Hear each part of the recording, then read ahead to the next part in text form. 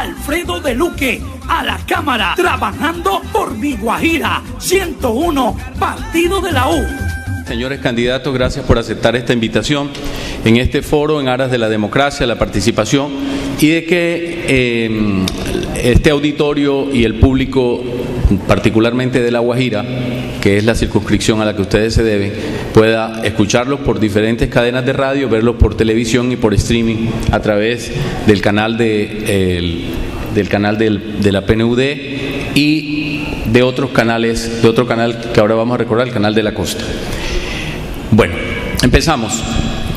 Para que el auditorio los conozca, les pedimos que se presenten. Esta es una pregunta abierta y el tiempo de respuesta es 1 minuto.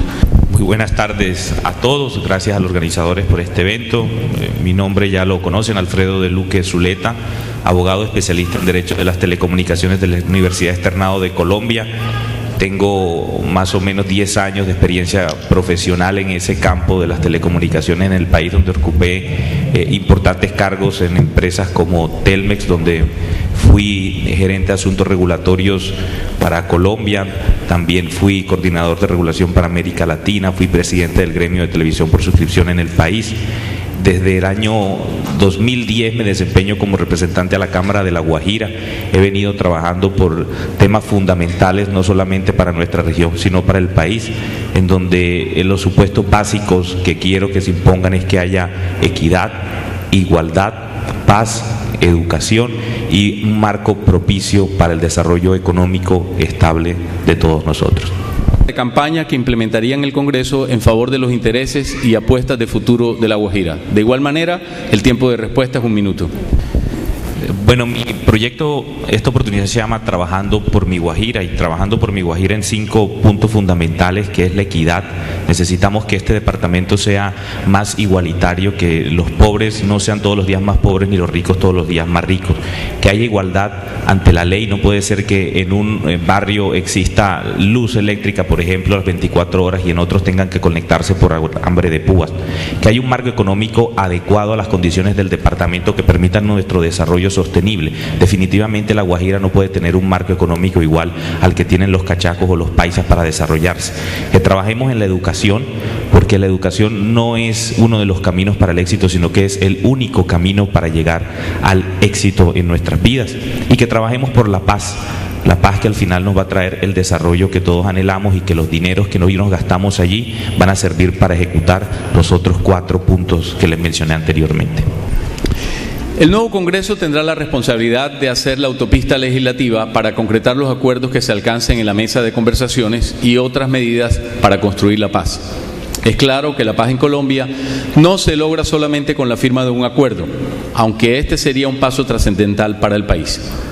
La pregunta es la siguiente: teniendo en cuenta las particularidades de La Guajira, ¿cuál será su posición en el nuevo Congreso para legislar por la paz?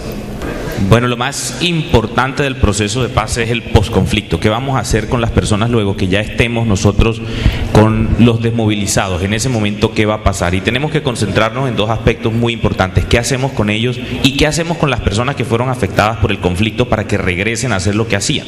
Yo no quiero que haya más desplazados en el país. Yo quiero que haya personas que o volvieron a sus tierras o se arraigaron nuevamente a las tierras gracias a que tuvieron la posibilidad de volver a ellas, o sencillamente el gobierno les otorgó una oportunidad. Pero yo quiero que dejemos de ver en esa época del posconflicto al guerrillero como nuestro enemigo. Tenemos que verlo como un colombiano más, como una persona que hay que darle las mismas oportunidades que otro colombiano para que siga avanzando en ese proceso de restablecer sus derechos civiles también en cuanto a la sociedad. Entonces, yo creo que son 2 aspectos. Primero, en el posconflicto, cómo los guajiros vuelven a sus actividades, y también cómo esos guerrilleros los perdonamos y vuelven también a ser parte de la sociedad civil, aquellos que no tengan delitos atroces Muy bien, muchas gracias. Teniendo en cuenta el contexto de La Guajira, ¿cómo legislaría su partido en el Congreso para aportar en la construcción de la paz en caso de que no se firme la paz en La Habana? Bueno, es un escenario bastante preocupante, diría yo, que no se firme la paz en La Habana. Sin embargo, de eso no llevarse a cabo, lo creo que tendríamos nosotros que en Colombia tener 2 puntos principales. Uno, seguir invirtiendo en la parte social. Yo creo que si nosotros ampliamos la inversión social del Estado en nuestro territorio y de verdad le damos esa equidad e igualdad que necesitamos nosotros los guajiros con otras regiones del país que han tenido inversión social del Estado mucho más grande que nosotros, podemos tener una reconciliación dentro de nuestro territorio, dentro de nosotros como guajiros. Pensaría yo que ahí entraría a jugarle una regulación especial para la Guajira, en donde de verdad haya unas condiciones diferentes de desarrollo de nosotros con respecto al resto del país. Y obviamente de no haber paz y de haber un rompimiento en el diálogo, tendríamos entonces que pensar nuevamente en arreciar el conflicto, cosa que sería bastante lamentable, pero espero no llegar a ese punto. Le tengo mucha fe al proceso de paz. ¿Qué medidas propone usted realizar desde el Congreso de la República para mitigar los daños ambientales en esta zona del país y evitar que vuelvan a suceder? Las soluciones parten por la educación desde el inicio para respetar las fuentes hídricas y que nosotros mismos tengamos la capacidad de comprender que si dañamos el medio ambiente, pues nos vamos a dañar a todos. Pero esto es un problema global, es decir, el calentamiento global es un problema global, como bien lo dice, y esto es lo que estamos nosotros viviendo, el régimen de cambio de lluvias, es un régimen de cambio de lluvias mundial. Nosotros estamos sufriendo los problemas por el calentamiento global. Hace unos años se hablaba de evitar el calentamiento global. Hoy se habla solamente de que el calentamiento global no suba de 2 grados. Nosotros somos un país que nos felicitamos a sí mismos por tener bajas emisiones de gases de efecto invernadero, pero a la vez producimos el carbón que emite los gases de efecto invernadero en otros países, que nos hace daño a nosotros aquí. Entonces nosotros tenemos que tomar una decisión: o somos ambientalistas o cuidamos verdaderamente el medio ambiente, o no lo hacemos. ¿Hasta dónde llega la explotación minera? Es una buena pregunta para este nuevo Congreso, para preservar primero el medio ambiente. Bueno, yo he dicho que la verdadera igualdad en este país se alcanza el día que tengamos educación pública y privada en los mismos niveles de calidad. Hay que avanzar mucho en la educación pública en la medida en que podamos nosotros avanzar capacitando a nuestros profesores, los que tenemos actualmente, e incentivándolos que de verdad tengan un modelo educativo diferente. Tenemos que empezar cambiando el modelo educativo. Mientras un idioma se aprende de los 1 a los 10 años, nosotros empezamos a ser lógicos desde el inicio. Por eso tenemos que darle prioridad a las matemáticas y no al español. Cuando a uno le preguntan cuántos años tienes, que uno es niño, uno hace así. Y cuando lo dicen cuántos años tienen, cuando lo tienes que pronunciar, pues nunca lo vas a pronunciar bien. Y a veces nos empeñamos nosotros en darle más arraigo a las artes sociales que a las lógicas, lo cual es un error bastante craso en los modelos educativos. Esto ya lo cambió Estados Unidos. Pero tenemos que buscar recursos, y mi apuesta es la paz, porque en la paz sacamos los recursos de la guerra para invertirlos en la educación, hacer todo lo que podamos o todo lo que queramos hacer en educación. Una de las apuestas del próximo Congreso de la República es el cambio actual del sistema de salud, o el cambio del sistema de salud actual. Se han identificado problemáticas en el sector que requieren soluciones urgentes.